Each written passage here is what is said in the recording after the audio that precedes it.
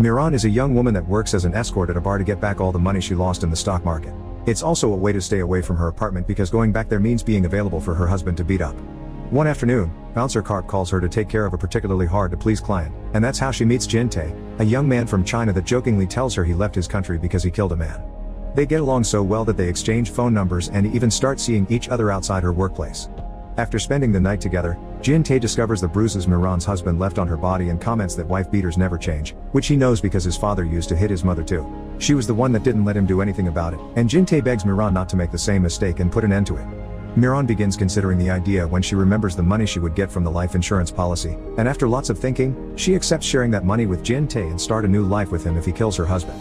Miran gives Jin Tae precise instructions of where and when to find her husband, so one rainy night, he parks outside the bar the husband usually hangs out at and waits for him to come out. As soon as he sees a man leaving, Jin Tae runs over him with his car and takes the body to the forest outside the city to bury it there. When he calls Miran to tell her the news, she isn't happy to hear this result. They were supposed to make it look like a car accident, not bury him, because without a body, they'll have to wait years for her husband to officially be declared MIA before she can get the insurance money. Things get worse when suddenly, her husband enters the apartment, which means Jin Tae killed the wrong guy. She tries to call Jin Tae to tell him what's happened only to suddenly have him at her door, ready to celebrate. Miran drags him to his car to talk privately and tells him to get rid of the car and return to China, promising she'll follow him there in the future after she settles matters here and earns some money for the trip. Sometime later, Miran is too bruised to work, but there's a client that specifically wants her and won't take no for an answer. Suddenly, a beautiful lady interrupts the argument. It's the boss, Yunhee. The client slaps her when he hears she isn't on his side, and she retaliates by breaking a bottle on his head before taking Miran with her to her office. After sharing a drink with her, she gives her some money to stay at the hospital for a few days so she can rest, because she understands her situation since her now dead husband was a beater too.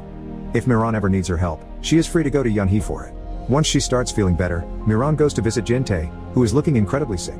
He hasn't been sleeping well because he keeps hearing the voice of the man he killed and he's starting to think he should turn himself in, but Miran doesn't let him even when he promises he won't mention her at all. Instead, she takes him back to the forest where he buried the body so they can do a proper memorial and help the guy pass on. She thinks this should help Jin Tae find closure, but it doesn't, so when he starts hearing the voices again and runs to tell the police, Miran runs him over with her car. Crying over what she just did, Miran picks her now ringing phone. It is Yunhee, who is calling to ask why she isn't working but still accepts to come and help her anyway. Miran buries the body while waiting for her, and once she gets there, she takes Miran to a car scrapyard where she pays some men to destroy the car. Afterward, they go back to Yunhee's place, where she gives Miran tips on how to kill her husband without getting caught. The cause will be depression and overdrinking, and Miran must cremate the body as soon as the investigation allows her to. Said investigation takes months to close, during which Miran gets the exact same shark tattoo Yunhee has because she likes it so much. When she finally gets the insurance money, Miran puts it all in a brown bag except for a small amount she gives Yunhee as thanks. The two women make a toast to celebrate that Miran is about to start a new life and then that the police have found out the man Jin Tae killed had also been a horrible criminal. But Miran suddenly starts feeling dizzy, and before she falls unconscious, she realizes Yunhee put something in her drink.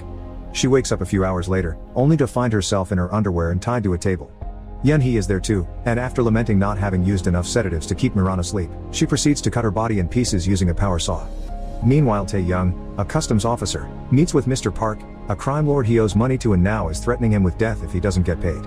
Tae-young hasn't been able to pay him back because his ex-girlfriend Yunhee ran away with everything some months ago, but he has a plan in mind, so he convinces Mr. Park to give him another week.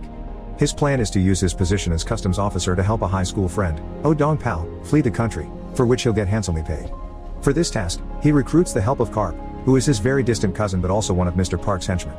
At first, Karp doesn't want anything to do with it, but Tae-young promises he'll share the money and reminds him of his gambling debt, so Karp ends up accepting. The night they are supposed to meet with Dong-pal, they wait for him by the port but they can't find him. While Tae-young is waiting in his car, he's approached by a cop, Myung-gu, who knows his identity and wants to ask him some questions about Dong-pal.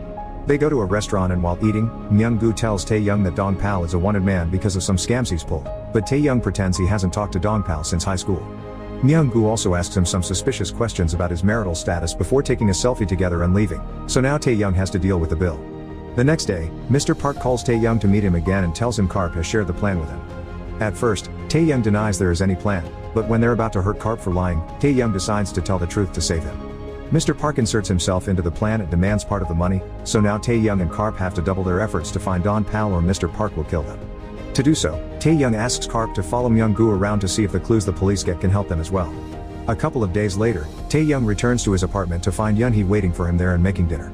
Tae-young is furious with her for having left without a word all those months ago, but Yunhee doesn't offer an explanation, she just tells him she had things to do.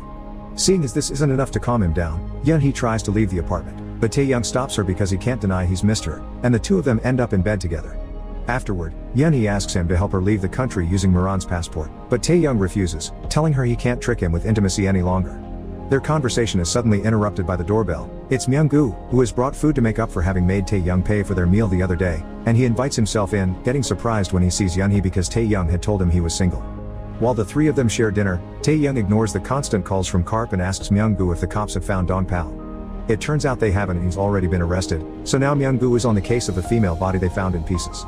He shows them the shark tattoo one of the legs had, and this makes Tae-young incredibly nervous, because it may mean Yeon-hee has killed someone. When they run out of beer, Tae-young volunteers to go to the convenience store so he can call Karp while he shops.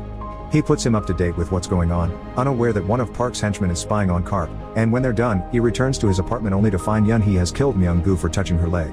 Tae-young can't call the police if he doesn't want to be a suspect as well, so he cleans the carpet while Yeon-hee hides the body in the bathtub. It's then that he gets an idea, and when Yeon-hee leaves the restroom, he knocks her out with a pan before grabbing her bag and stealing her car keys. He rushes to the parking lot and finds the car with a bag full of money, which he takes with him as he leaves the building. Meanwhile, Yeon-hee wakes up to find Mr. Park and her henchmen in the apartment, so to stop them from hurting her, she calls Tae-young to prove he has the money she could share with Park. After hearing how Tae-young boasts, Park knows Yeon-hee has been telling the truth and sends his henchmen to catch Tae-young before he leaves the country. At the port, while waiting for the next ship to leave, Tae-young decides to spend a few hours at the local sauna. He puts the money bag in a locker and, after putting the key in his pocket, he asks the clerk, Jungmin, for cigarettes, which aren't sold there. Since Jungmin refuses to go buy them for him because he's the only employee working at the moment and he can't leave the place alone, Tae-young goes to the convenience store himself.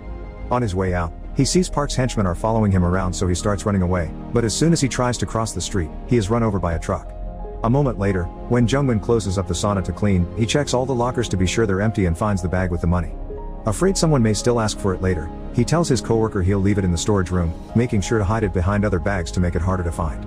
Then he returns home, which happens to be an old abandoned restaurant, and finds his mother having gone through another episode because of her Alzheimer's, which puts extra stress on Jungmin's wife who has to deal with her while her husband is at work. To make matters worse, his wife tells him their daughter has called to tell them she couldn't get a student loan and she'll be taking the semester off to work. The next day, Jungmin arrives 3 minutes late at work, so his very young manager scolds him for it and reminds him that arriving late twice in a month equals losing the job, showing no sympathy for Jungmin's struggles with his sick mother. He also doesn't allow Jungmin to leave work earlier when his wife ends up in the hospital because his mother pushed her down the stairs during another breakdown.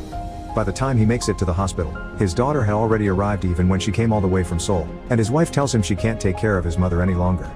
Now that he's the sole caretaker of his mother, Jungmin is under even more stress and one morning, he oversleeps. When he calls his manager to tell him he may arrive a bit late, he's fired on the spot. The first thing he remembers after hanging up is the bag with the money, so he doesn't hesitate to ride his bicycle in the rain and go back to the sauna for it. There's a new employee already working there, so Jungmin just tells him he's come to pick up his own stuff. After grabbing the bag with the money from the storage room, Jungmin tries to leave, but he's stopped twice on his way out. First by two cops, who show him a picture of Myung-gu and ask him if he's seen him. Then he's stopped by his manager, who doesn't believe that bag is Jungmin's and requests to see its contents, but Jungmin finally stands up to him and tells him he can't order him around anymore. Afterward, Jungmin rushes back to his house and hides the bag inside an old box where he keeps old things that used to belong to his dead father, like his kitchen knives.